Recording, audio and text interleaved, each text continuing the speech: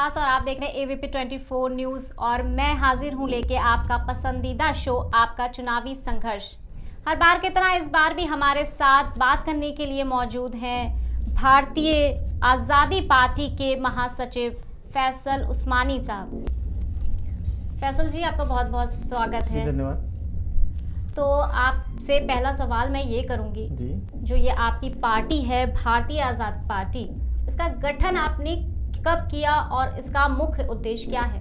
देखिए, गठन तो हमारे राष्ट्रीय अध्यक्ष सतीश सिंह जी, माननीय सतीश सिंह पटेल जी ने 2019 में इसका गठन किया और उसके बाद उनकी जो सोच है, जो विचारधारा है, उसके साथ लोग जुड़ते चले गए। मैं भी उनकी विचारधारा से प्रभावित हुआ और उसमें जुड़ा और 2019 से लेके अभी तक भर में हम लोग धीरे धीरे काम करते गए।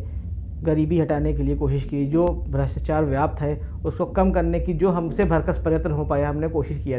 पर हम लोगों को लगा और हमारे अध्यक्ष माननीय श्री सतीश सिंह पटेल जी को लगा कि हम ज़मीनी काम तो करते रहेंगे, पर जब तक हम सत्ता में नहीं आएंगे व्याप्त भ्रष्टाचार को हटा सकने में सक्षम नहीं हो पाएंगे।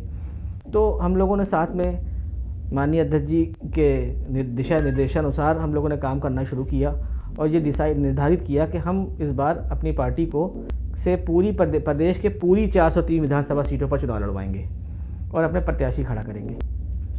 तो ये जो आप चुनाव 2022 के चुनाव करीब हैं, इसमें किसी पार्टी के साथ गठबंधन करेंगे या फिर आप अकेले ही चुनाव लड़ेंगे? नहीं, चुनाव तो जो हमारी विचारधारा है वो और पार्टियों से अलग है, तो हम गठबंधन पे जा ही नहीं रहे हैं और ना ही गठबंधन करने का हमारा ऐसा कोई विचार है, ना हमारी पार्टी का, ना हमारे पार्टी के पदाधिकारियों का और ना ही हमारे राष्ट्रीय अध्यक्ष जी का। प्रदेश में तो बहुत सारी पार्टियां हैं, कांग्रेस है, बीजेपी है, सपा, बसपा सभी हैं, तो ऐसा क्या अलग है आपकी पार्टी में कि जनता आपकी पार्टी के साथ जाना चाहेगी?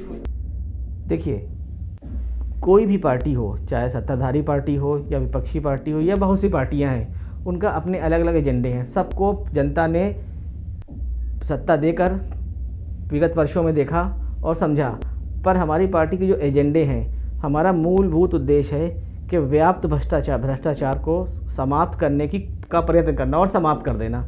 गरीब जो परेशान होता चला जा रहा है, उसको हमें उस गरीबी रेखा से ऊपर ले आना ताकि वो ज़िंदा रह सके और अपना भरण पोषण कर सके।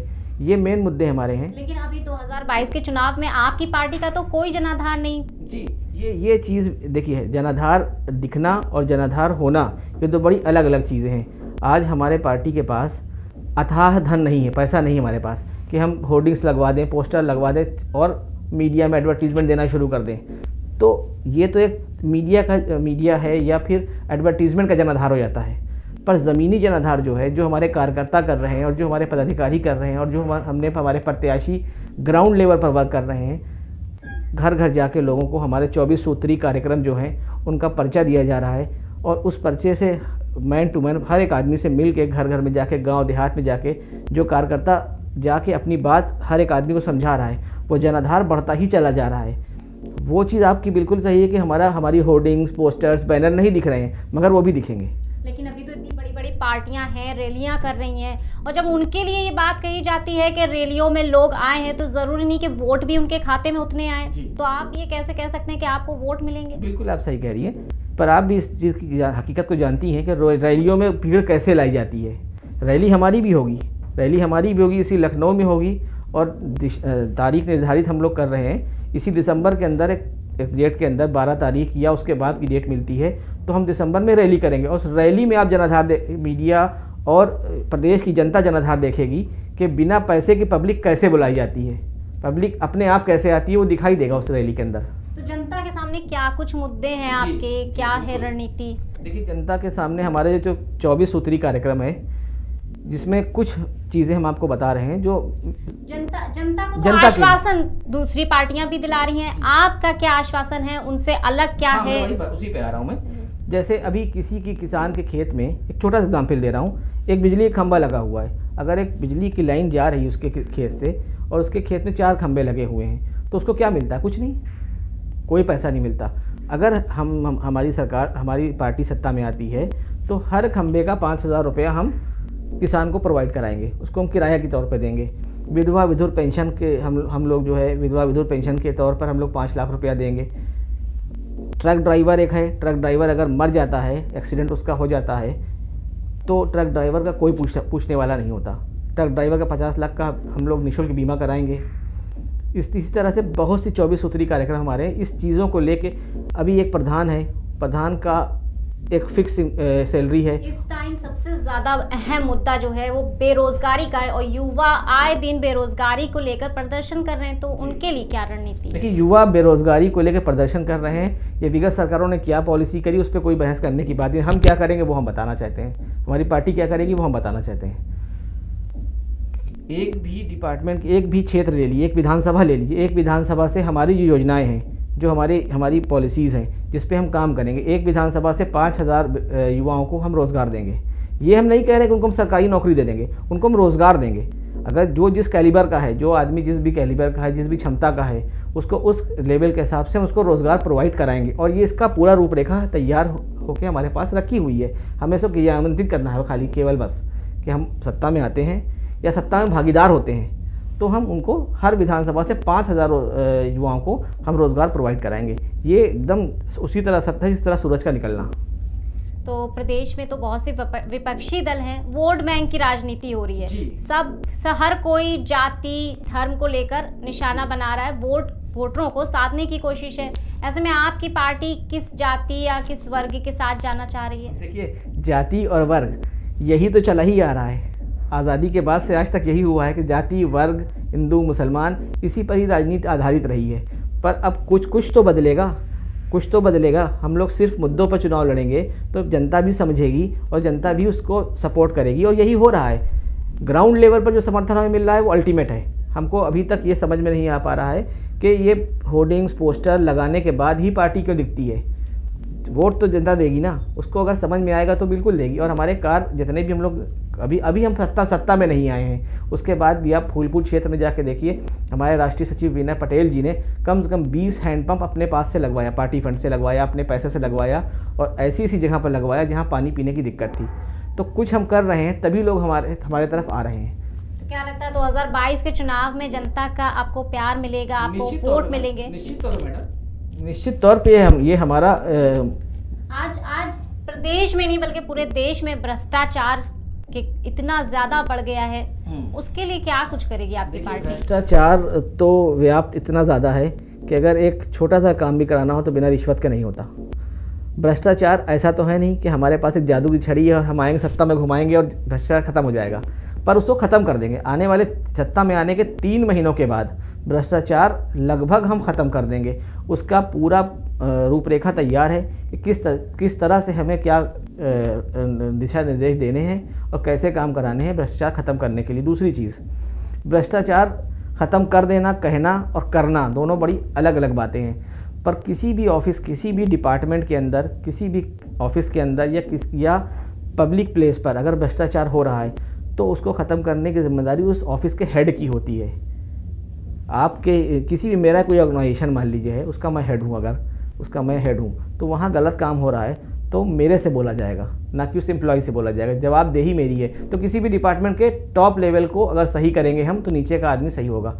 हमारी जो पूरी पॉलिसीज़ तैयार करी हमने कि अगर हम सत्ता में आते हैं तो हम क्या करेंगे, उसके हिसाब से हम भ्रष्टाचार खत्म करने की पूरी कोशिश करेंगे और करेंगे। सभी पार्टियां हैं तो औरतों की तरफ ज़्यादा, अभी जैसे प्रियंका गांधी ने कहा कि वो 40% वोट का हकदार उनको औरतों को, महिलाओं को लाना चाहती हैं, तो आपकी पार्टी ने भी कुछ ऐसी रणनीति रखी है जिसमें महिलाओं को सर्वश्रेष्ठ सम्मान या स्थान दिया जाए? कि महिलाओं का सम्मान करना तो हमारी परंपरा रही है, भारतवर्ष की परंपरा रही है। महिलाओं को देवी माना जाता है तो महिलाओं को सम्मान तो करना ही करना है, उसमें तो कोई शक ही नहीं है। पर डिपेंड ये करता, अब हम झूठे वादे कर लें कि नहीं हम महिलाओं को 50% देंगे सीट देंगे या 50% रिजर्वेशन देंगे, अपने जितने भी कैंडिडेट्स हैं, जितने भी हमारे प्रत्याशी हैं, तो ऐसा नहीं ना। जहाँ पर हमें लगेगा ज़रूरत है वहाँ पर देंगे। और रही महिलाओं के उत्थान की बात, उसके लिए तो हम काम कर ही रहे हैं, ऑलरेडी हम काम कर रहे हैं। और महिलाओं के लिए अभी हमारे यहाँ जो अलग अलग प्रकोष्ठ में महिला अध्यक्ष भी हुई हैं, अलग अलग प्रकोष्ठ की महिला अध्यक्ष हुई हैं। कई प्रत्याशी हमारे अभी फ़िलहाल हमारे पास लगभग 200 से 150 प्रत्याशी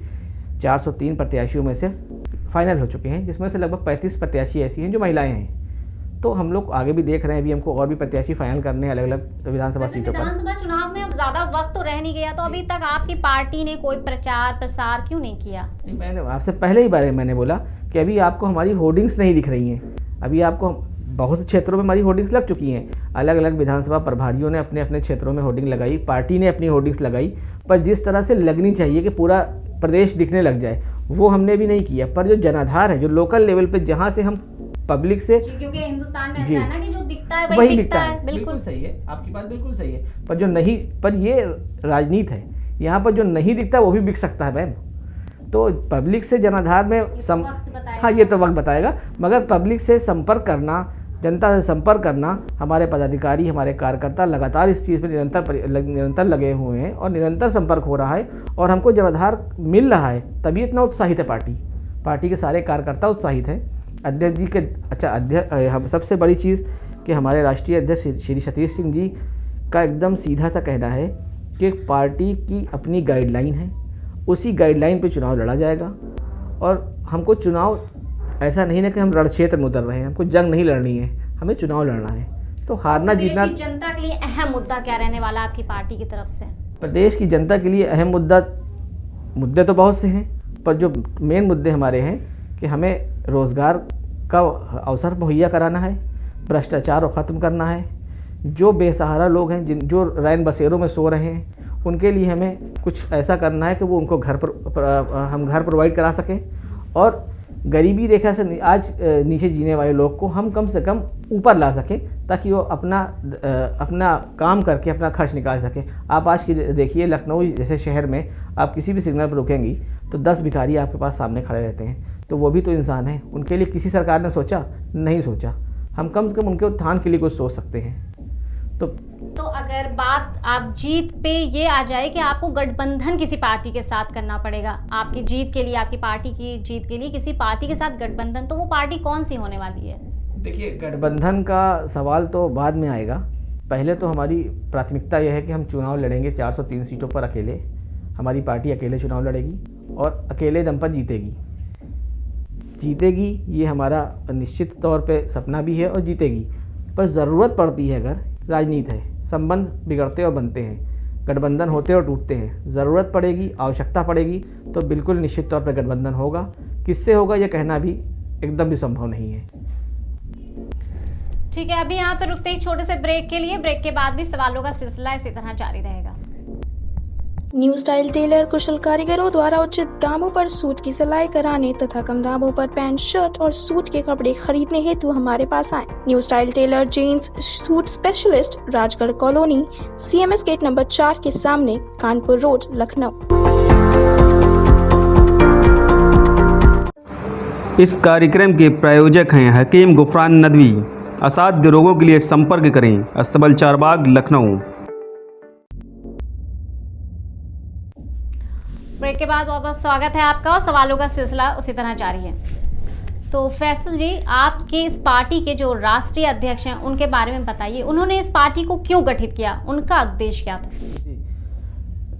हमारी पार्टी के राष्ट्रीय अध्यक्ष श्री सतीश सिंह पटेल जी, जो कि लखनऊ यूनिवर्सिटी के छात्र नेता भी रह चुके हैं पूर्व में, काफ़ी दिनों से राजनीति में सक्रिय तौर पे हैं भी, और उनसे मेरी बात भी होती रहती है अक्सर खाली समय में। तो उनका मैंने विचार देखा कि जो ये व्याप्त भ्रष्टाचार है, परेशान लोग हैं, जिनको तकलीफ़ है, जो जा रहे हैं पुलिस थाने में FIR नहीं लिखा पा रहे हैं, किसी भी तरह के प्रताड़ित वर्ग को न्याय दिलाने के लिए वो कार्यरत रहे हैं। पिछले 20 से 22 साल से वो कार्यरत रहे हैं। तो जब तक कि आप खुद पावर में नहीं होते हैं, जब तक कि आप किसी को न्याय दिलाने की क्षमता नहीं रख पाते हैं, तो सपोर्ट किया उन्होंने लोगों को, सामाजिक कार्य करते रहे। बहुत कुछ करने के बाद ये आखिरी में ये डिसाइड किया गया उनके द्वारा और उनके साथ के लोग, उस वक्त मैं उनके साथ नहीं जुड़ा हुआ था, उनके द्वारा, उनके साथ के लोगों द्वारा, कि हम एक पार्टी गठित करेंगे और हम अगर हेल्प कर रहे हैं तो हम इस पूरे हेल्प के प्रोसीजर को हम सत्ता में आने के बाद करेंगे। तो इसी विचारधारा में पार्टी गठित हुई और पार्टी गठन के बाद मैं जुड़ा और लोग जुड़ते चले गए। आज हमारे टोटल अगर पदाधिकारियों की बात करें तो लगभग हमारे 72 जिले यूपी 71 जिले यूपी में हैं। उसमें जो है 60 से 65 जिलों में हमारा संगठन तैयार हो चुका है और इसी चीज़ को लेकर के भ्रष्टाचार को ख़त्म करना है, लोगों को तकलीफ़ ना हो उसके लिए हमें कार्य करना। महंगाई आसमान छूती जा रही है, कंट्रोल करने के लिए ऐसा नहीं है कि हम बैठे कंट्रोल कर। अभी हम क्या कर सकते हैं? अभी अगर हम या हमारी पार्टी, हमारे कार्यकर्ता अगर हेल्प करना चाहेंगे 10,000 5,000 लोगों की हेल्प कर सकते हैं, पर जब हम पॉलिसी मेकर बन जाएंगे तो हम पूरे प्रदेश की हेल्प कर सकते हैं। इसी विचारधारा को आगे बढ़ाते हुए उन्होंने पार्टी का गठन किया और सारे पदाधिकारियों का, कार्यकर्ताओं को स्पष्ट संदेश है माननीय अध्यक्ष श्री सतीश सिंह जी का कि आप जनता से संपर्क करिए। एडवर्टीज़मेंट पे, प्रचार पे हम जब जाना होगा तब हम जाएंगे। वोट देना है जनता को आप सीधा संपर्क करिए, जनता के पास सीधे पहुंचिए और उसको अपनी बात सीधे समझाइए। हमारी पार्टी का एकदम सीधा सा उद्देश्य है कि एक कार्यकर्ता एक वोटर, तो 1 to 1 संपर्क करिए और उनको अपनी पॉलिसी समझाइए, अपनी एजेंडे समझाइए, अपने मुद्दे समझाइए और क्या उनका बेनिफिट भविष्य में होगा अगर सत्ता में पार्टी आती है तो इसी आधार पर काम होता चला जा रहा है और इसका रिज़ल्ट भी हमको दिख रहा है। अभी आपने कहा एक चीज़ कि आपकी होर्डिंग्स, पोस्टर, बैनर नहीं दिख रहे हैं। मैं बिल्कुल माना इस चीज़ को कि दिख रहे हैं, नहीं दिख रहे हैं ऐसा नहीं है, दिख रहे हैं पर कम दिख रहे हैं। चूँकि हम लोगों ने उस पर काम नहीं किया कि दिखें वो होर्डिंग, पोस्टर, बैनर। हमें जहाँ पर काम करना था हमने वहाँ पर काम किया। अब ज़रूरत उसकी अभी हम रैली करेंगे, दिसंबर में ही रैली करेंगे, संभवतः 12 तारीख को या दिसंबर की किसी और डेट को, जिस दिन हमें परमिशन प्राप्त हो जाती है लखनऊ में, उस दिन हम रैली करेंगे। और उस रैली के अंदर आप जनाधार, आप भी यहीं पर हैं, आप जनाधार देखिएगा और वो पब्लिक जो आएगी, वो जनता जो आएगी, वो पैसे देके बुलाई हुई नहीं होगी। रैलियां कहाँ से शुरू होंगी और कहाँ पर ख़त्म होने वाली हैं? शुरुआत तो हम करेंगे लखनऊ से, ख़त्म कहाँ पे होगी ये कहना अभी एकदम भी संभव नहीं ना, क्योंकि रैली एक बार शुरू होगी तो पूरे प्रदेश में रैलियाँ होंगी फिर, और रैली की जो स्ट्रेंथ होगी, जो संख्या होगी जनता की आने की, वो ही डिसाइड कर देगी कि पार्टी का अस्तित्व क्या है। उस जनसैलाब को देखने के बाद किसी को ये कहने की आवश्यकता नहीं रहेगी कि पार्टी नहीं है। कोई ये कह नहीं पाएगा कि पार्टी नहीं। अभी तो आप भी कह रही हैं और लोग भी कह रहे हैं कि पार्टी नहीं है, क्या हो सकता है, पर जनता का समर्थन ही दिखाएगा कि हम क्या हैं। ठीक है, तो आपका क्या मैसेज होगा प्रदेश की जनता के लिए? हमारा सीधा सा, हमारी पार्टी का और हमारे राष्ट्रीय अध्यक्ष सतीश सिंह जी का सीधा सा एक मैसेज है कि आप हमारे साथ आइए, हम पर भरोसा करिए और अपने भविष्य को संवारने में हम अपनी ही मदद करिए। हमें मौका दीजिए और अपने भविष्य को संवारिए। बहुत बहुत शुक्रिया। तो ये थे हमारे साथ फैसल उस्मानी जो अपनी पार्टी के विस्तार के बारे में बता रहे थे। अब आपके साथ दूसरे किसी और शख्सियत के साथ मुलाकात होगी, तब तक के लिए मुझे दीजिए इजाज़त। अपना ख्याल रखिए।